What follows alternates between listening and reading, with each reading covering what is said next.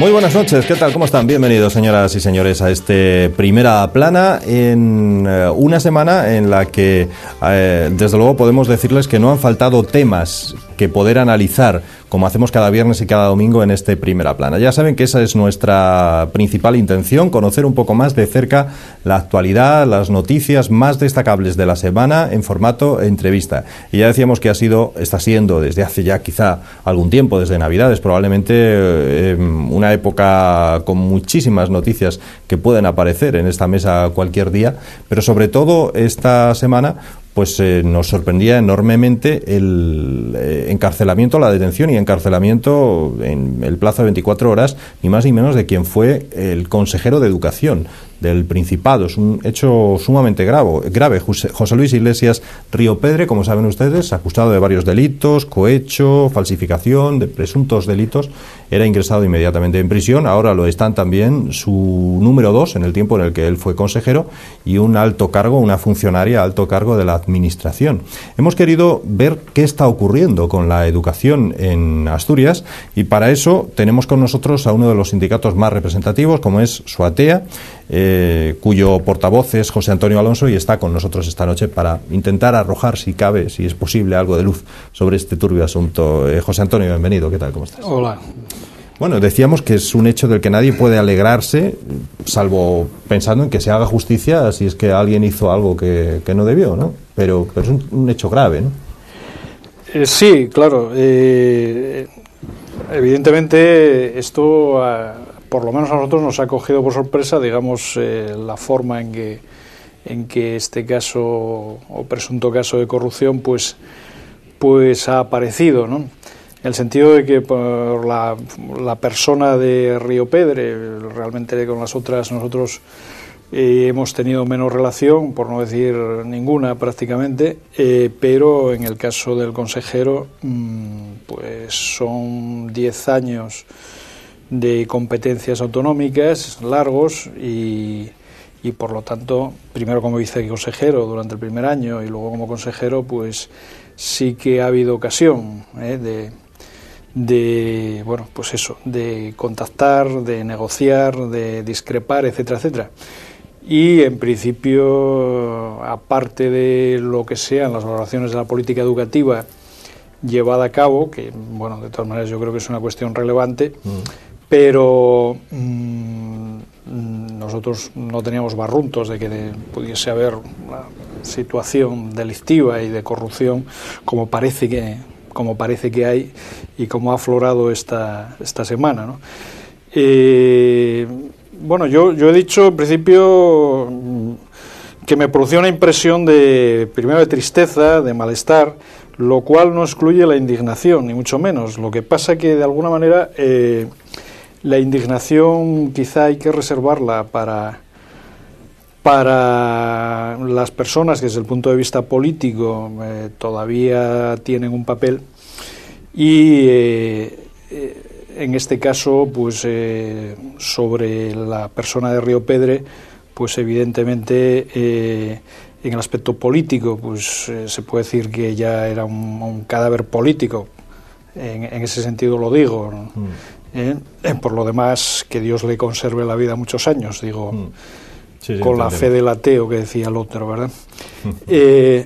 Pero en ese sentido, claro, no tiene mucho mérito, pues, no sé, hacer leña del árbol caído. Lo que sí exigimos, evidentemente, es que, bueno, se apure, se investigue todo lo que hay que investigar, se depuren todas las responsabilidades penales que quepan y que se haga justicia, ¿no? Como se suele decir en este caso. Y como nos tocaría a cualquiera en una situación parecida. Eso por un lado, pero de todas maneras esto no se puede desvincular, entiendo yo, de cierto personal político que ha ido formándose o proliferando, pues no sé si en las últimas décadas, ¿no? Y que no es independiente tampoco pues de los valores que imperan en el conjunto social y que se asimilan en el conjunto político, la cuestión del enriquecerse rápidamente, como se decía en los años 90 del pelotazo. Y hombre, desde la perspectiva de los que siempre hemos sido pobres y no tenemos ninguna intención de dejar de serlo, pues la verdad es que produce bastante, y con los tiempos que corren, produce en ese sentido bastante indignación, ¿no? No se esperaba, quiero decir, vosotros tenéis relaciones con la Consejería de Educación, con la actual, con Río Pedre durante mucho tiempo, luego te preguntaremos un poco cómo eran esas relaciones, sí, por cierto, pero no se esperaba una situación similar, no sospechabais nada, quiero decir. No, evidentemente nosotros, si hubiésemos tenido algún barrunto, alguna sospecha, pues lo hubiésemos puesto en conocimiento de la autoridad competente, judicial, supongo, inmediatamente, eso está claro, pero bueno, tampoco había motivos para que nosotros supiésemos algo. Quiero decir que el tipo de relación sindical pues se reduce a eso, y más en el caso de Suatea, que bueno, pues era un poco la bestia negra de la consejería, pues se reducía pues eso, a estar presente cuando se convocaba una mesa de negociación, si la había. Hay que recordar, bueno, si luego podemos comentar un poco el asunto, pero además los últimos tiempos no fueron muy pródigos en ese tipo de situaciones. Y en cuanto, claro, todo el tema educativo propiamente, en cuanto a recursos educativos, bueno, pues nosotros las competencias sindicales son sobre los recursos humanos, incluso sobre cuestiones pedagógicas o tal, pero sobre cuestiones bueno, de suministros, de material y demás, pues evidentemente es una cosa que jamás hemos tratado. Comentaban, no sé, los directores de los centros, por ejemplo, algunos igual son afiliados de Suatea, ¿no? Los profesores directores de cada centro y tal, ¿no os comentaban que pudiera estar ocurriendo algo similar? Pues hombre, no, yo creo que eso no ha ocurrido, vamos a ver, en el nivel de centros, ni puede ocurrir. Lo digo por lo siguiente, quiero decir que yo, aparte de las responsabilidades sindicales, bueno, yo he ejercido siempre como profesor. Ahora me toca estar aquí en este momento, he estado en otros momentos, pero bueno, en nuestro sindicato no hay liberaciones permanentes y en ese sentido nunca hemos perdido el contacto con los centros, ¿no? Entonces, yo lo que puedo decir por la práctica de mi propio centro, pues es que, bueno, hay controles. Los controles existen y los hay porque, digamos que en el régimen de funcionamiento, todo lo que se refiere a gastos, como no sea, hombre, los gastos de tiza o de bolígrafos o de papel para la fotocopiadora, pues hombre, no sé yo si ahí se puede administrar mejor o peor, o puede haber una pequeña corrupción, pero vamos, quiero decir que eso no es relevante. Y digamos, y los gastos más importantes que requieren evidentemente la aprobación del Consejo Escolar. El Consejo Escolar es una institución, digamos, de gobierno de los centros que participan padres, alumnos, profesores y la propia dirección de los centros, y entonces digamos que son elementos muy heterogéneos como para que una actuación, digamos, de corrupción pues pueda materializarse, porque habría que poner de acuerdo a personas muy distintas y de muy diversa procedencia. Entonces, eso es difícil. Y aparte de eso, el propio Consejo Escolar pues tiene una comisión económica que es la que luego presenta los informes y da cuentas, y ahí, digamos, los dineros están a la vista de todo el mundo, del claustro de profesores, de las asociaciones de padres, etcétera, etcétera. O sea que en ese nivel no es. En el nivel de suministros a los centros por parte de esta empresa o la otra, que eso ya no lo deciden los centros, lo decide la consejería, pues bueno, evidentemente, si un centro hay que dotarlo de material y hay que comprar ordenadores o hay que hacer un arreglo de no sé qué, hay que tener en cuenta que ahí hay un parque inmobiliario importante, el del sistema educativo asturiano, parque además muy envejecido, muy necesitado de reparaciones de todo tipo, de nuevas construcciones a veces, etcétera. Hombre, pues evidentemente donde hay un volumen, digamos, de relación empresarial y de negocio y de presupuestos importantes, pues evidentemente puede haber corrupción. Hombre, que los suministros siempre los hagan los mismos o las reparaciones siempre las hicieran los mismos, digo yo. No digo que sea el caso, pero que si se da ese caso, pues es bastante sospechoso. Sí, lo que pasa es que eso no depende de los centros. Quiere decir que eso depende de los departamentos correspondientes de la Consejería de Educación, que tiene un departamento de obras y tal, y de suministros. O sea que los niveles están ahí, digamos, en ese nivel. Las posibles actuaciones delictivas están en ese nivel.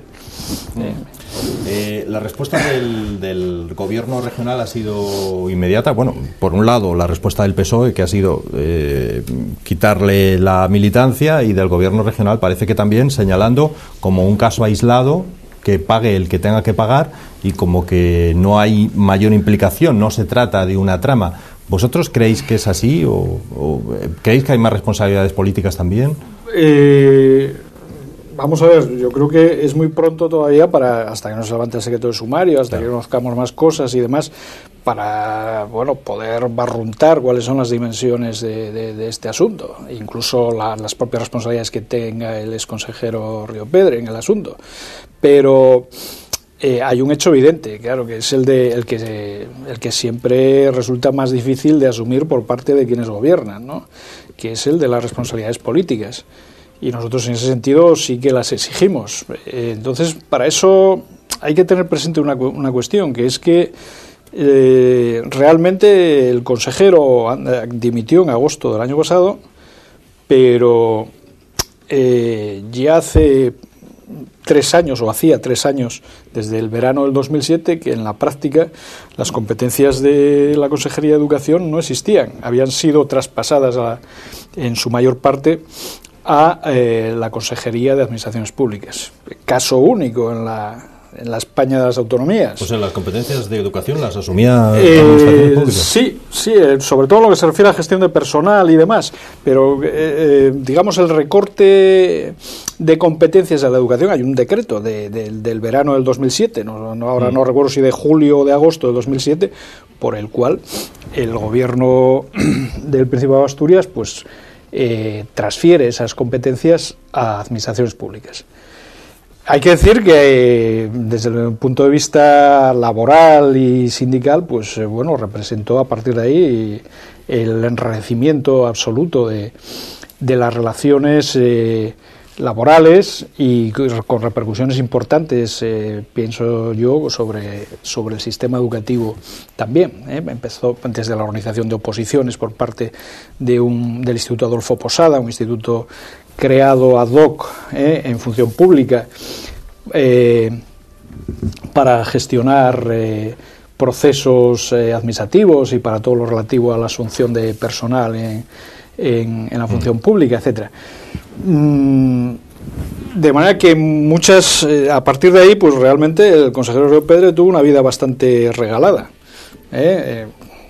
Poco restaba bajo lo que era su capacidad de gestión, mucha o poca, ¿no? Entonces, claro, la consejera desde entonces, realmente la consejera de Administraciones Públicas era Ana Rosa Migoya, lo sigue siendo. Queremos recordar que a raíz de esa cuestión pues vino todo un rosario de insensateces, como el tema de la carrera profesional, que acabaron en los tribunales, que están todavía en buena parte en ellos, pero que ha habido sentencias muy contundentes sobre este y sobre otros temas de administraciones públicas, y a los cuales, con el desparpajo que la caracteriza, pues esta señora respondió, y está en la prensa de estos últimos años, que cada vez que había un revés judicial, que había que buscar la manera de sortear las sentencias. Y se buscaba, claro, una huida hacia adelante en muchos temas que, en algunos casos acabó, como en el mes de noviembre, con respecto a nombramientos de funcionarios, pues en una advertencia de un juzgado de lo contencioso, en la cual se le advertía con tomar decisiones y medidas penales contra la propia consejera y contra los responsables de administraciones públicas. Queremos recordar también que este asunto no se ha destapado como consecuencia de la actuación de la consejería. Eso no ha sido así, aunque tal como se dice. Intente decir lo contrario. Aunque se diga muchas veces, de nuevo, con ese desparpajo característico, sino que se destapa precisamente en otro ámbito, que es el de Hacienda, ¿verdad? Y por lo tanto la cosa empieza en administraciones públicas. O sea que hace prácticamente un año, el consejero cesa en agosto, María Jesús Otero cesa en agosto también, y bueno, en esa situación estamos. O sea que fallan los controles, podemos decir también, aunque se diga que no. Pero realmente, como bien dices, no se detectó por un control de la administración. Sino claro. No, en ese nivel yo no sé si hay controles. Claro. Porque, claro, esto enlaza con otra cuestión, con otra cuestión importante, que es distinguir un poco entre lo que es el funcionario público y lo que es el cargo político. Y yo creo que eso es una cuestión que la ciudadanía se debe tomar en serio, ¿no? En ese sentido, hay que recordar que el funcionario público tiene una responsabilidad evidente, puesto que administra lo de todos, pero tiene que tener una independencia del poder político. Así se ha construido la función pública moderna, desde los cesantes del siglo XIX que describe Galdós al funcionario público, digamos, cualificado e independiente, ¿no?, que vela por el interés común y que responde de él, evidentemente. Y eso, en un caso, lo hemos visto positivamente ahora mismo. Hemos visto cómo los funcionarios públicos de Hacienda destapan el asunto, los funcionarios de la Policía Judicial investigan y una jueza, que es una funcionaria pública también, pues evidentemente se atreve a mandar a prisión a exaltos cargos y demás. Y eso es una muestra de la independencia y de la necesidad de esa función pública independiente. Bien, por el contrario, en la administración autonómica se acaba de aprobar en el mes de diciembre una reforma de la Ley de Función Pública de Asturias que aumenta la capacidad de nombrar los funcionarios a dedo, los llamados funcionarios de confianza, con la excusa de la eficacia. Con la excusa de que determinadas cuestiones que son controles y garantías objetivas de la independencia, pues son obstáculos a la eficacia administrativa. Claro, eso es precisamente lo que nos ha llevado a esta situación, ni más ni menos. Entonces no podemos cambiar una presunta agilidad en el funcionamiento de la administración por una ausencia de controles, que es hacia lo que se va, que es lo que se teoriza y que es lo que se vende como modernización de la administración. ¿Cómo es, cómo era, deberíamos decir, porque fue consejero y porque ya no lo es, no por otra razón, pero cómo era el consejero José Luis Iglesias Río Pérez? Ustedes negociaron en muchas ocasiones, lo ha dicho José Antonio muy bien, Suatea es probablemente la bestia negra, es uno de los sindicatos más reivindicativos de la enseñanza, ¿no? Sí, pero bueno, la verdad es que nos lo ponen fácil.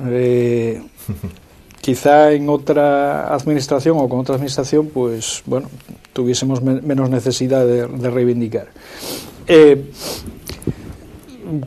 ¿Cómo era? Bueno, pues en lo que yo puedo decir, hay que decir que cuando yo comencé a tratar con él, pues allá, digamos, en la época de la Asunción de Competencias, hace 10 años aproximadamente, era una persona, en ese sentido, como cargo, y comparándolo con otros, pues una persona accesible y de trato agradable.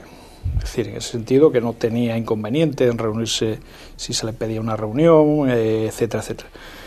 Ahora bien, al lado de eso, pues era un político duro de roer. En ese sentido, pues tenía muy claro, es decir, no era precisamente blando, digamos. Tenía muy claro cuáles eran sus objetivos y era muy difícil apearle de ellos en ese sentido. Entonces, bueno, en esta administración la política que se seguía era la de alguna manera, la de negociar con dos sindicatos cuestiones que nosotros entendíamos que eran secundarias con respecto a lo principal de las políticas educativas que se seguían, y deslegitimar a los demás y no darles ni agua, que era lo que pasaba con nosotros en general. Pero quiero decir que al margen de eso, por lo que yo he podido ver, y digamos en eso en lo personal, pues el trato era correcto. Incluso yo no puedo decir que no fuese una persona que aparentemente fuese cumplidora o trabajadora. Es decir, yo recuerdo que te podía citar a las 8 de la mañana y estar en su despacho a las 8 y 10 de la mañana, y muchas veces a las 8 de la tarde salía de allí. Eso sí es cierto.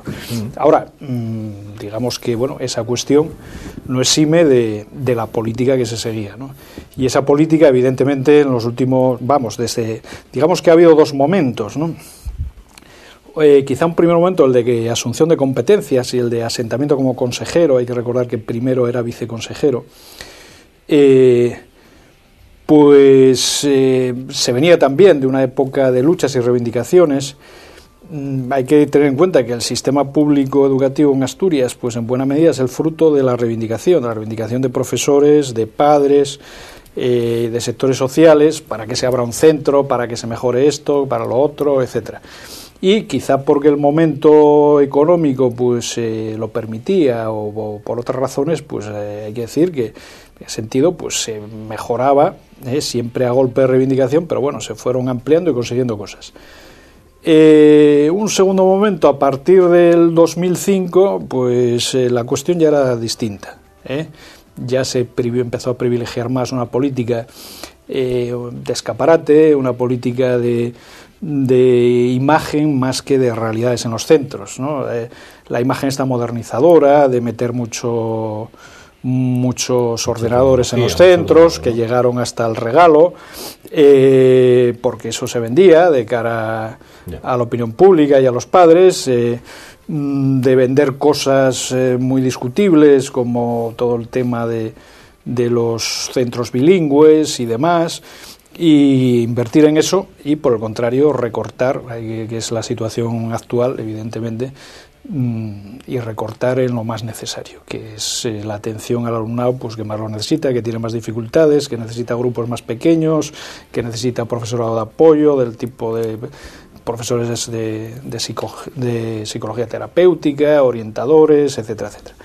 Y esto se ha recordado drásticamente, ¿no? Entonces, y no solo ahora, quiero decir que esto viene ya de los últimos años, no es una cuestión de este curso solamente, ¿no? De manera que nos encontramos con un sistema educativo pues bastante disminuido, que ha tendido a decrecer en recursos desde el 2006 aproximadamente. Entonces, paralelamente a ese decrecimiento, pues aumentaba la propaganda y el autobombo. Eso es evidente. ¿Cuál es la moraleja de esta noticia que estamos viviendo esta semana del ingreso en prisión de Riopedre y el resto de los presuntos implicados? Hombre, moraleja sí que hay, pienso yo, ¿no? Y vamos, no porque yo me considere en una posición de superioridad moral que tenga que dar lecciones especiales a nadie, pero yo creo que nos corresponde a todos como ciudadanos extraer de ahí, de este caso como de otros, algunas conclusiones, ¿no? Y entonces básicamente yo extraería una. No se pueden abandonar los controles, no se puede abandonar la transparencia de la función pública. Cuando estamos hablando de los recursos de todos, estamos hablando de algo que debe garantizarse que es efectivamente así. Eso por un lado, y por otra, que la ideología esta del enriquecerse rápidamente, del triunfo político, económico a toda costa y demás, esa especie de síndrome de nuevos ricos, pues es una cosa abominable que no debería promocionarse en ninguna parte y que desgraciadamente se promociona cada vez más, ¿no? Si cabe, aún menos en el ámbito educativo. Y en el ámbito educativo se supone que hay que enseñar en valores, pues claro, evidentemente. Y todo eso en un día, por cierto, no me resisto a no hacerle esa pregunta en este día precisamente, en un día en el que vamos a ver a los profesores hasta los 67 años, como cualquier hijo de vecino, trabajando, ¿no? Por lo que sabemos de las últimas noticias. Claro, a los profesores y a todos los trabajadores, eso es evidente, ¿no? Es un ejemplo de inmoralidad, ¿no? De la inmoralidad que nos rodea, ¿no?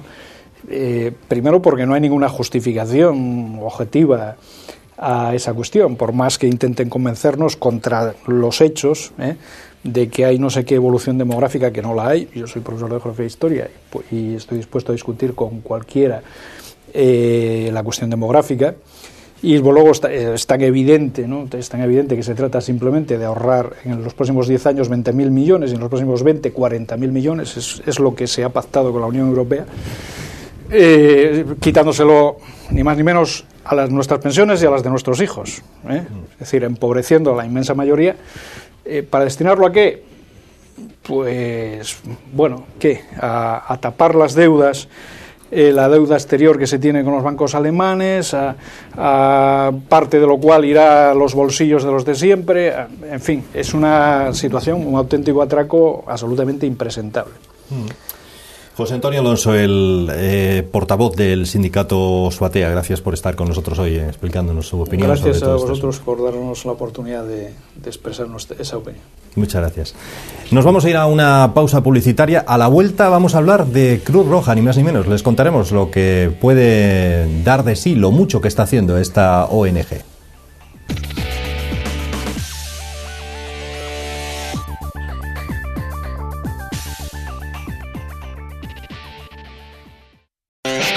Bienvenidos de nuevo, aquí estamos después de esa pausa publicitaria. Seguimos como nos proponemos cada día en nuestro Primera Plana, en esta segunda parte, en esta segunda media hora. Seguimos, intentando dar a conocer a aquellas asociaciones, ONGs, instituciones, fundaciones, en fin, aquellos que un buen día decidieron trabajar por los demás, en la mayoría de los casos de forma absolutamente altruista, sin llevarse nada más que, en ocasiones, tampoco siempre, el reconocimiento de los demás. Probablemente una de las instituciones ya, podríamos decir, en Asturias, en toda España y en todo el mundo, una de las más conocidas es Cruz Roja. Poco podemos decirles de ellos de nuevo, pero hoy sí hemos querido conocer algunos datos más de cómo funcionan, cómo trabajan y qué proyectos tienen, sobre todo en Asturias. Les diremos, para empezar, que son unos 2.400 voluntarios activos los que tiene Cruz Roja en Asturias en estos momentos, y además de esos, otros 3.500 que colaboran de forma esporádica. La labor de Cruz Roja se divide en multitud de programas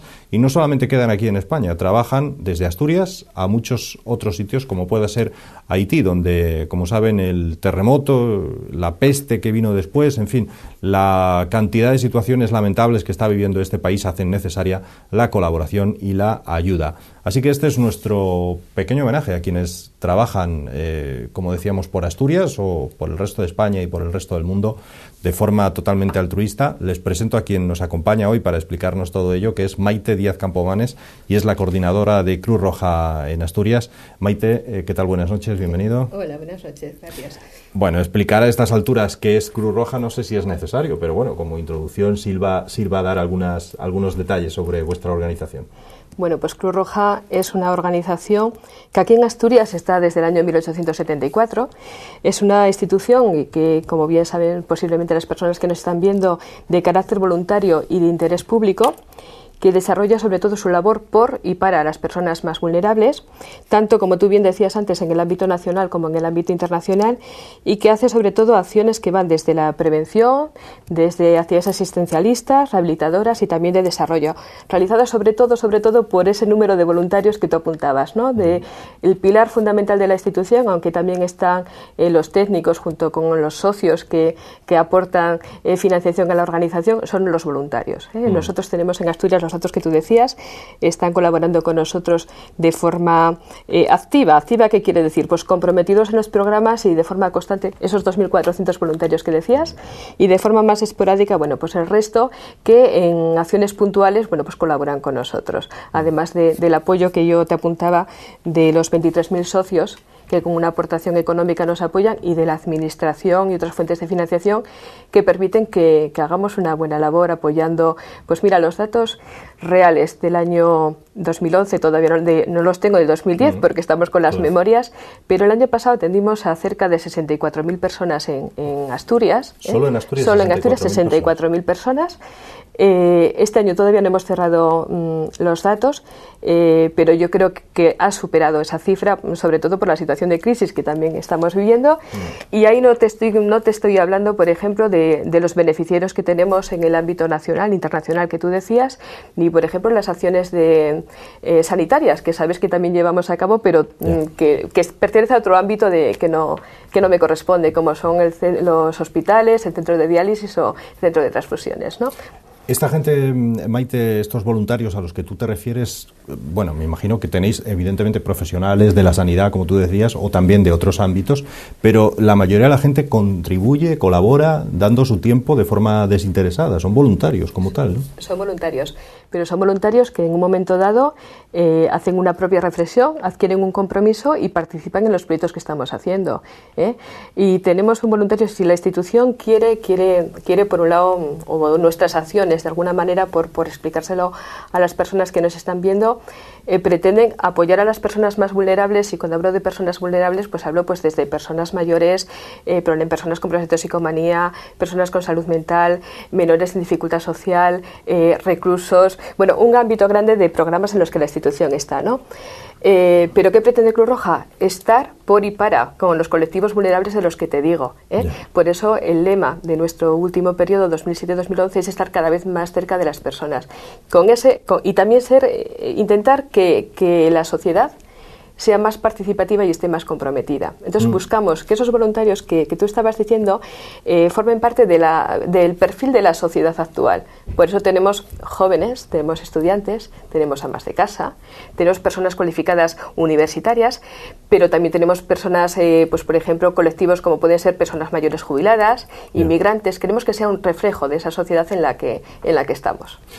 Háblanos de programas, aunque ya has descrito algunos de ellos y algunas de las muchísimas facetas en las que abarcáis, pero ¿qué otros programas nos puede resumir? ¿Qué actividades fundamentalmente realiza Cruz Roja? Cruz Roja, que ya hemos dicho, aquí solo en Asturias tiene aproximadamente unos 6.000 colaboradores, entre, como hemos dicho, personas 800, sí. Aproximadamente, ¿no? Entre activos y esporádicos, y nos decía Maite hace un momento que, por ejemplo, el año 2010, ese que acabamos de dejar ahí al lado, pues ha habido 64.000 personas atendidas en Asturias. Esta es una importantísima labor la que realiza Cruz Roja. No solo lo hace aquí en Asturias, pero bueno, estos son datos que damos relacionados con nuestra región. Por cierto, que ya les adelanto que una de las labores que realiza Cruz Roja fuera de nuestras fronteras, lo decíamos en el inicio de esta entrevista, tiene que ver con Haití, donde lo están pasando francamente mal después de ese terremoto y donde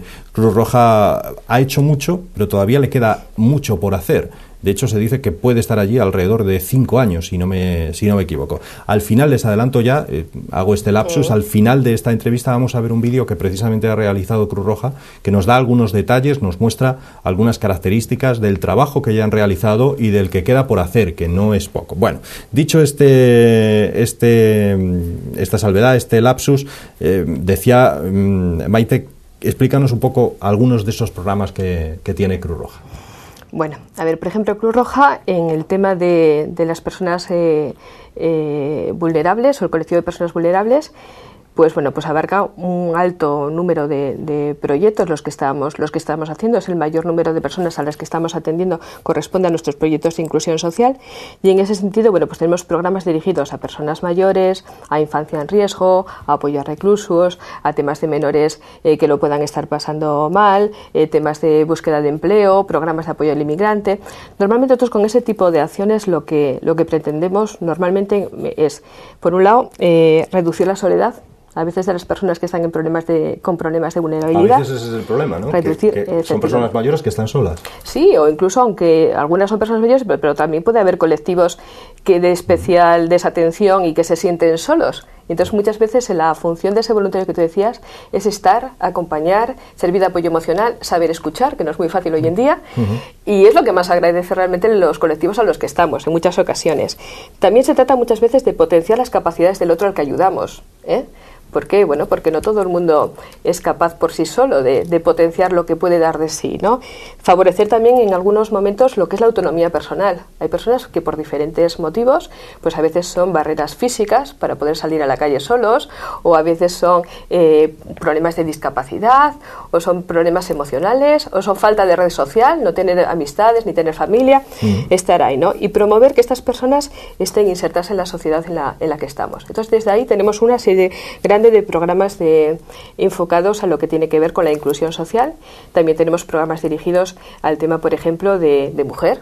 Estamos gestionando la red de casas de acogida de mujeres víctimas de violencia de género. También estamos con programas especiales como pueden ser el plan de empleo para colectivos con vulnerabilidad social, concretamente temas de empleo, centrándonos también en el tema de inmigrantes.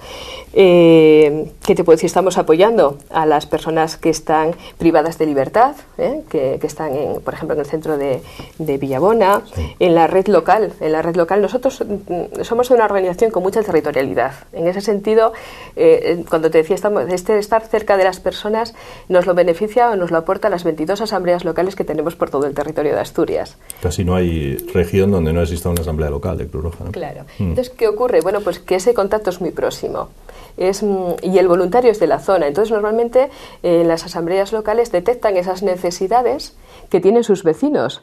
Es una cuestión, bueno, pues que sabes que hay una persona que lo está pasando mal, pues el colaborador, el voluntario de esa asamblea local cercana es el que le apoya habitualmente a esa persona que está sola, ¿no?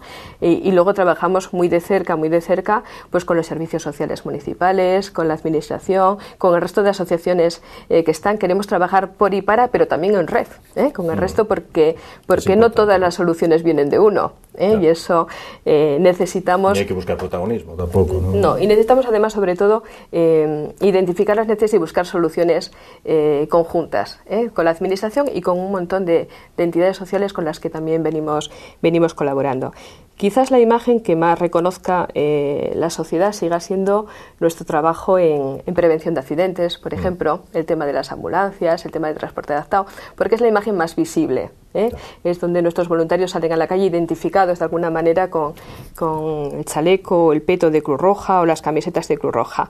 Pues ahí estamos haciendo temas de prevención de accidentes, hacemos también intervención en el mar, hacemos rescates, estamos haciendo actividades también que tienen que ver con la protección del medio ambiente, con cuestiones de la promoción de la salud. Tenemos... Por animar, sobre todo a la gente que nos pueda estar viendo, porque yo creo que eso también es importante.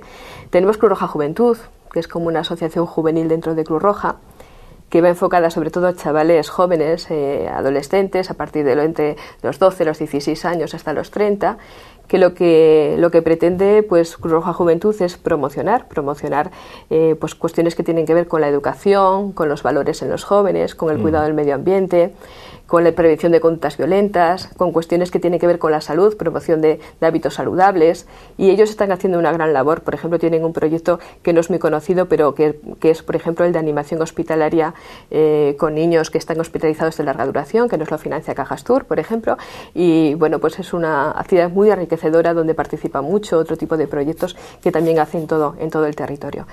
Y luego, bueno, pues está la parte también que tiene que ver pues con cooperación, con ayudar a aquellos que están fuera, y desde ahí pues colaboramos mucho con los ayuntamientos y también con la Agencia Asturiana de Cooperación y con la gente de la calle, con la sociedad, porque aún en esta situación de crisis que comentamos muchas veces en la calle, yo he de decirte que Cruz Roja está muy agradecida de las aportaciones de los ciudadanos, porque yo creo que les hemos lanzado un mensaje en un momento dado que ha sido hay gente en Asturias que lo está pasando mal por una situación de crisis, hay gente fuera en otros países que por diferentes motivos también lo están pasando mal, y la sociedad asturiana es solidaria. Hemos incrementado el número de socios, nos están apoyando, y hacia afuera también. Entonces, en el ámbito de la cooperación nosotros hacemos lo que es la ayuda humanitaria, que tiene que ver con temas de desastres, apoyo a la población en esos momentos.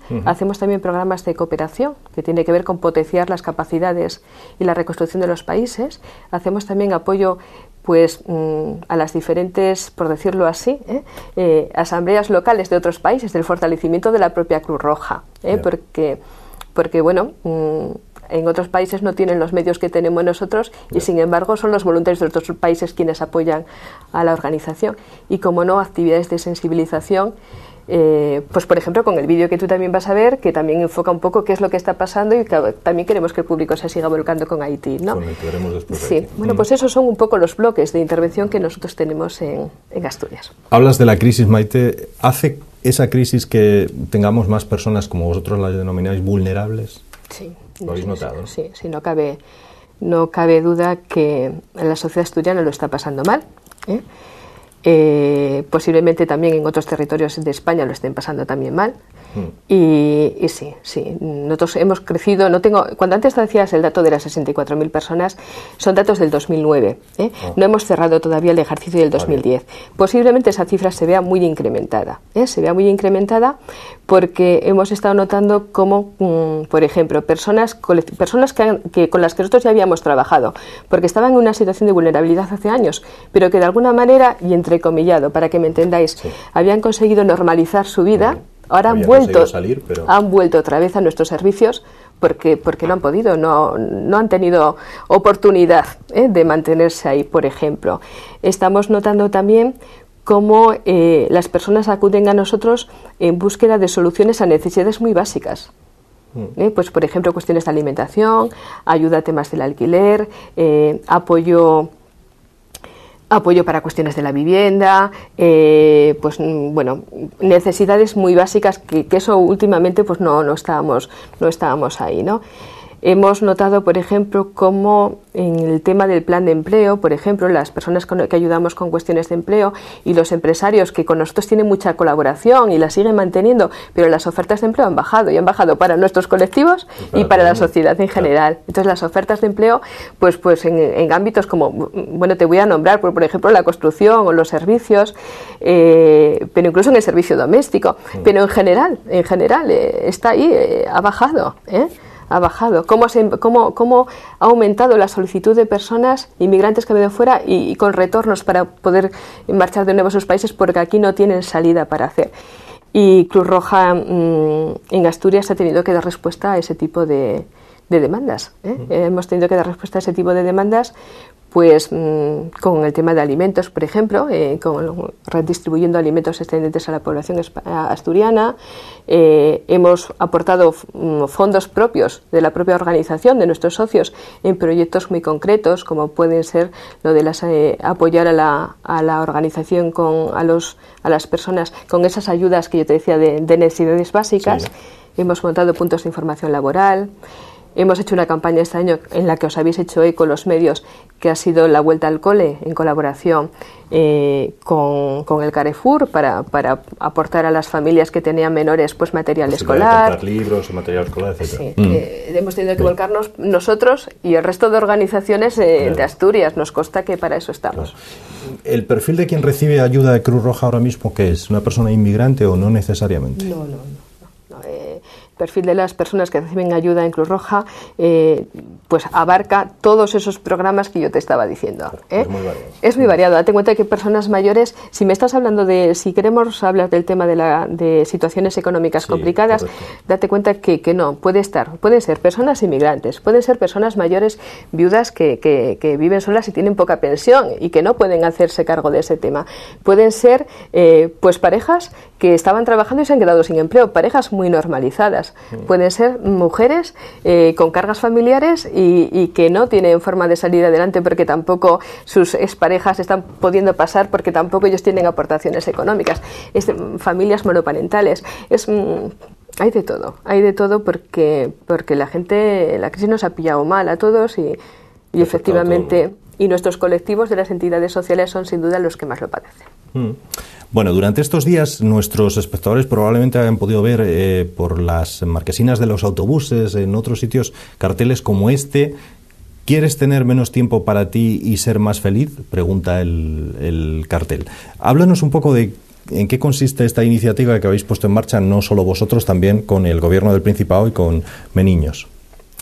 Bueno, mirar, ¿quieres tener menos tiempo para ti y ser más feliz? Con esa cara de niña y con esa media sonrisa.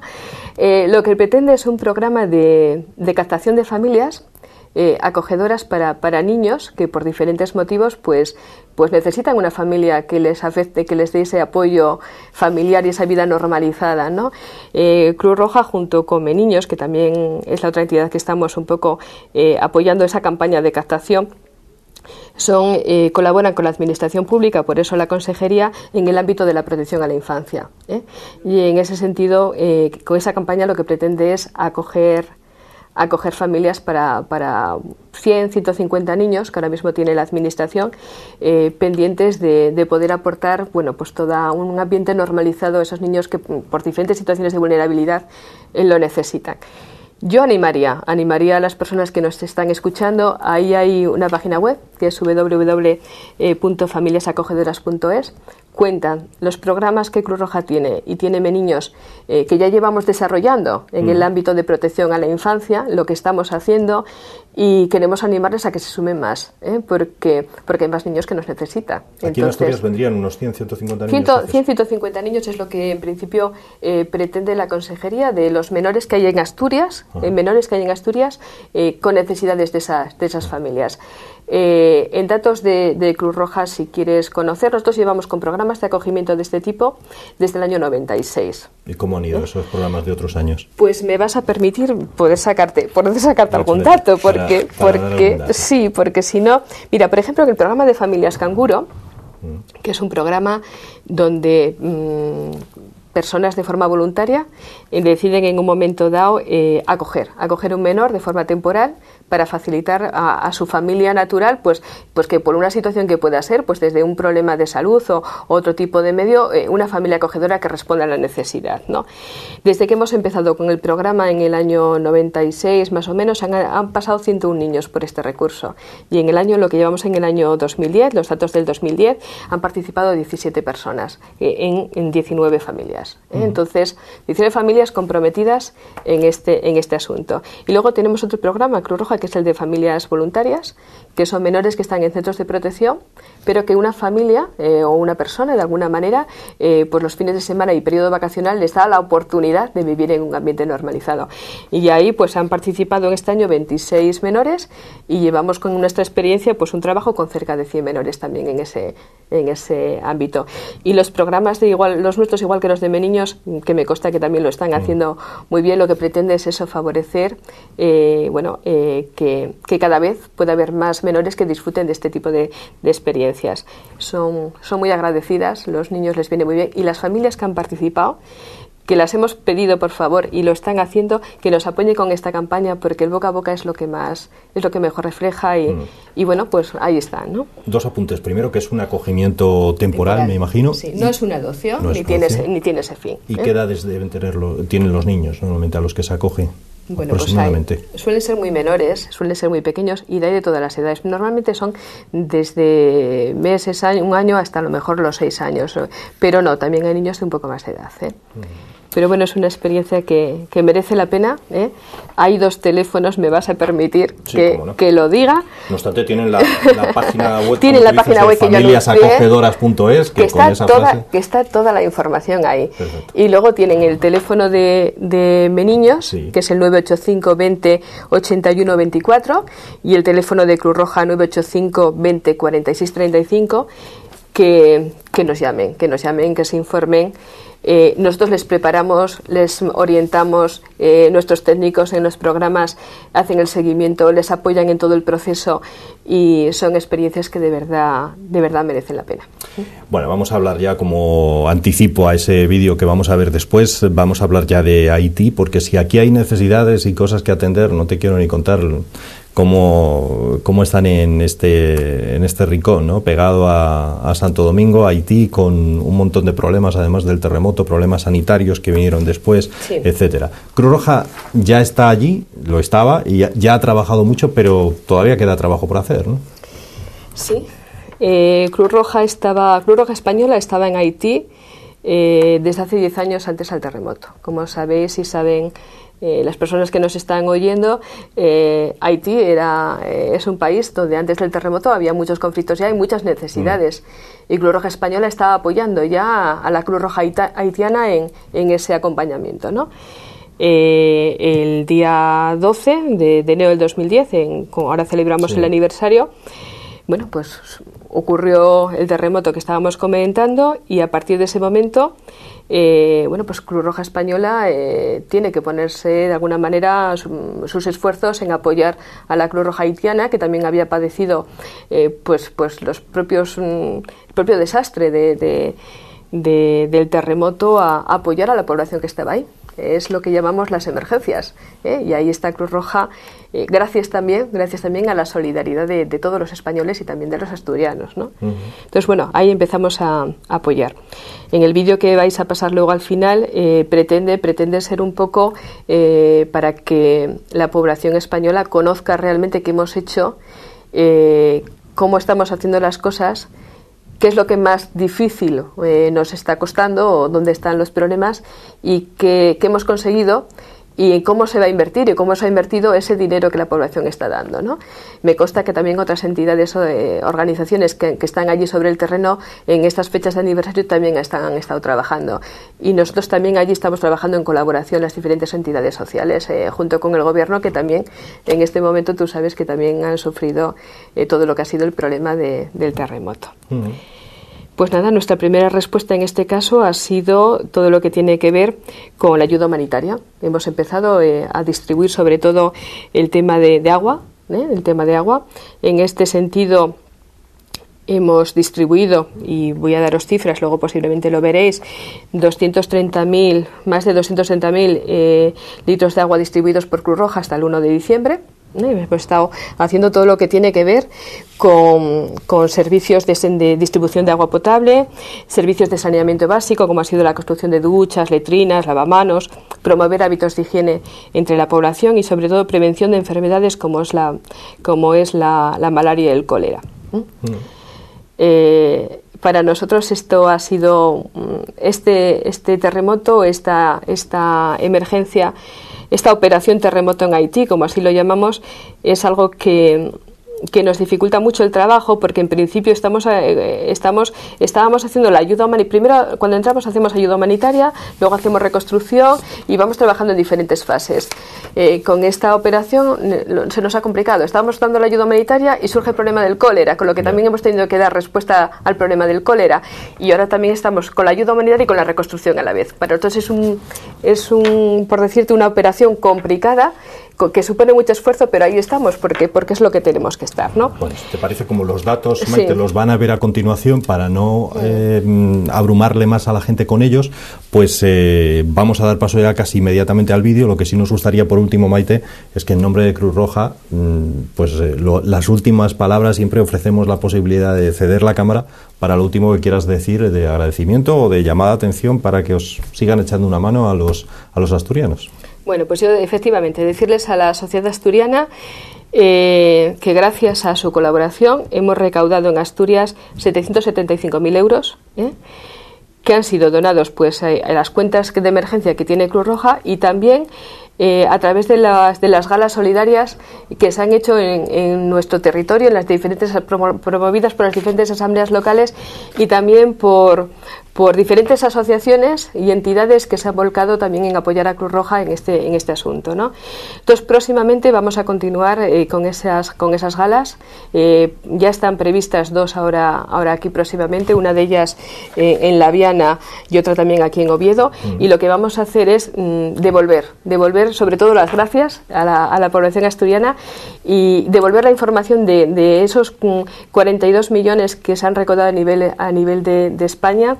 Explicarles en qué se ha gastado, qué es lo que vamos a seguir haciendo, porque ahora estamos en la fase, como te decía, de la ayuda humanitaria, de la prevención, de promoción de salud por el tema del cólera y la reconstrucción del país, y seguir pidiéndoles su apoyo, porque nuestra idea, nuestro plan de trabajo ahora mismo está marcado para 5 o 6 años, pero eso no quiere decir que nos vayamos a Haití.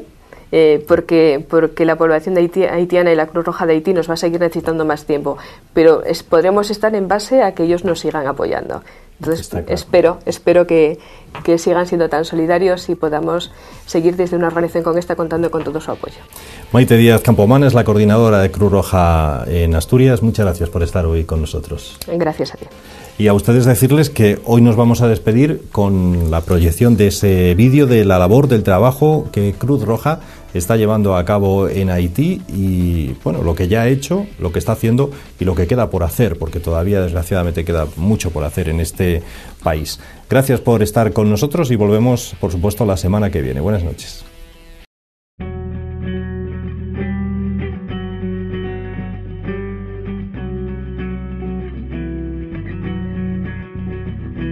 Haití vivió hace un año el peor desastre natural de su historia, un terremoto que acabó con la vida de más de 200.000 personas, hirió a más de 300.000 y causó enormes daños en todo el país. Los efectos del seísmo de aquel 12 de enero fueron devastadores. El Movimiento Internacional de la Cruz Roja y la Media Luna Roja puso en marcha una operación humanitaria sin precedentes. Cruz Roja Española, presente en el país ya antes del terremoto, envió varias unidades de respuesta ante emergencias al tiempo que ponía en marcha una gran campaña de captación de fondos. Gracias a la solidaridad de instituciones y particulares, la respuesta a la catástrofe pudo ser rápida e inmediata. Cuando la población de Haití empezaba a reconstruir sus vidas, una tormenta tropical primero y una epidemia de cólera después han venido a socavar aún más su esperanza de futuro. Haití necesita más esfuerzos. Cruz Roja Española, junto a la Cruz Roja Haitiana, continúa trabajando en Haití y prevé hacerlo durante los próximos 5 años. Gracias a la ayuda de todos y todas, podemos seguir con nuestro trabajo.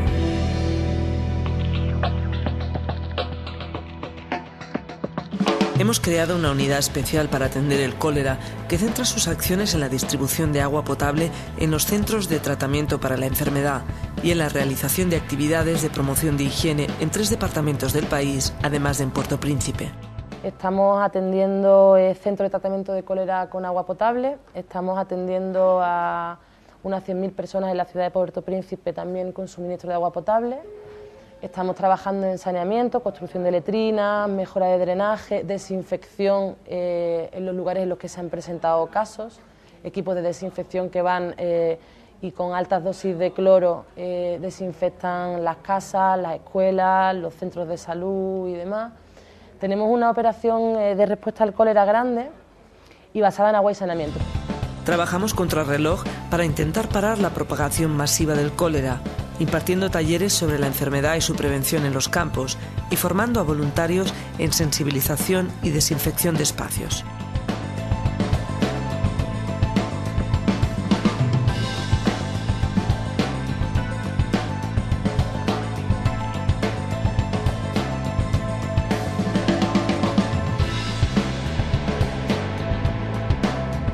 Junto con la Federación Internacional de Sociedades de la Cruz Roja y la Media Luna Roja, atendemos las necesidades de agua y saneamiento de unas 300.000 personas en Puerto Príncipe. En esta ciudad, Cruz Roja Española distribuye agua a cerca de 80.000 personas que viven en 21 campos de desplazados. Nuestros equipos también ayudan a la comunidad a reparar depósitos de agua y mantener cuidadas las zonas de distribución.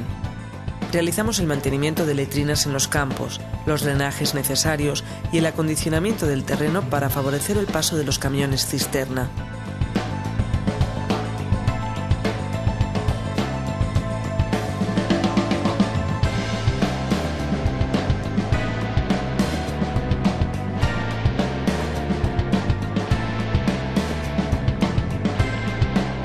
Desde España fabricamos estructuras para viviendas que se montan y se completan en Haití. Se trata de alojamientos progresivos y permanentes que permiten crear comunidades y desarrollar una intervención integral, dotando a la población no solo de casas, sino también de agua potable y saneamiento de calidad. Junto con voluntarios de la Cruz Roja Haitiana, trabajamos en las distintas fases del proyecto: identificación de beneficiarios, recuperación de terrenos, construcción de las casas y evaluación de los beneficiarios una vez entregadas las viviendas.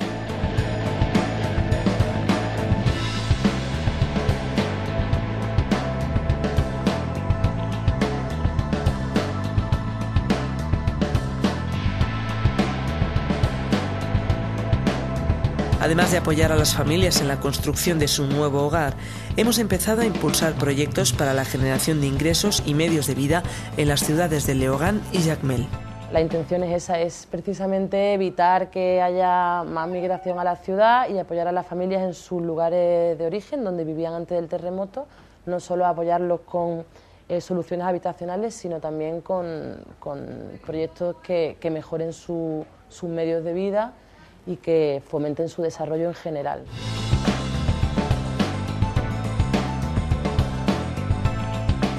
Estamos reconstruyendo 18 escuelas en las ciudades de Leogán, Jacmel y Puerto Príncipe.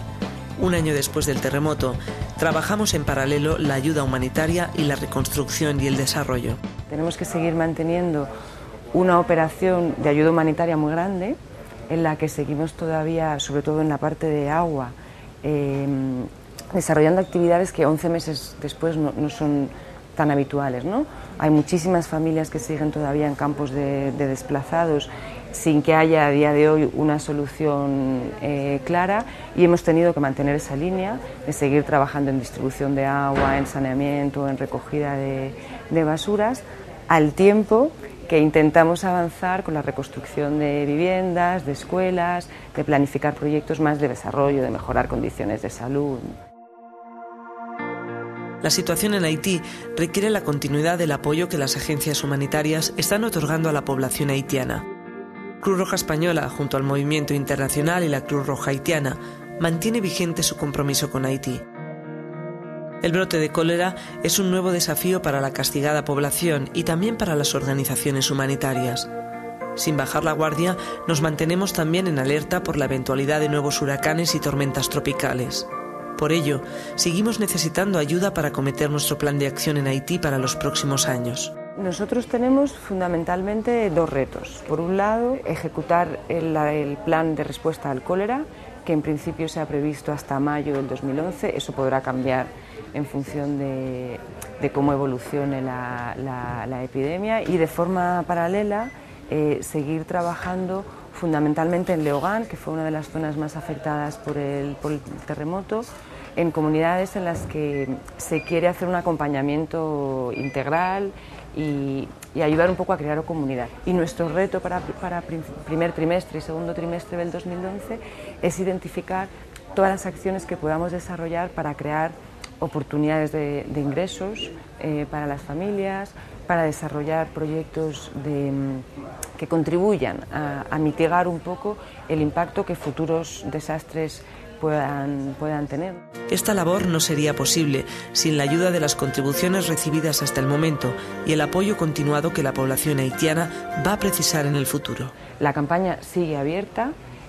Para poder ejecutar el plan que queremos desarrollar todavía necesitamos fondos, pero la verdad es que fue una respuesta extraordinaria, sobre todo que haya ocurrido en un año como en el 2010, ¿no?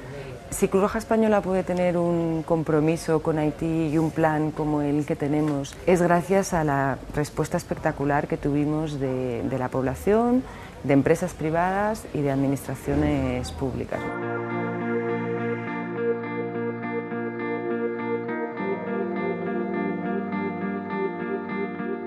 Yo creo que Haití tiene, aunque suene paradójico, una oportunidad para superar no solo los efectos que causó el terremoto, sino incluso en muchos casos retos que tenía antes del terremoto. Y nosotros seguimos pensando, a pesar de las dificultades, de brote de cólera, que hay muchos elementos para que muchos de esos retos se superen y para que haya historias exitosas, por así decirlas, en Haití. Hace falta mucha gente comprometida trabajando para apoyar estos procesos en Haití. Tenemos la responsabilidad de trabajar duro durante los próximos años para alcanzar resultados que mejoren la vida del pueblo haitiano.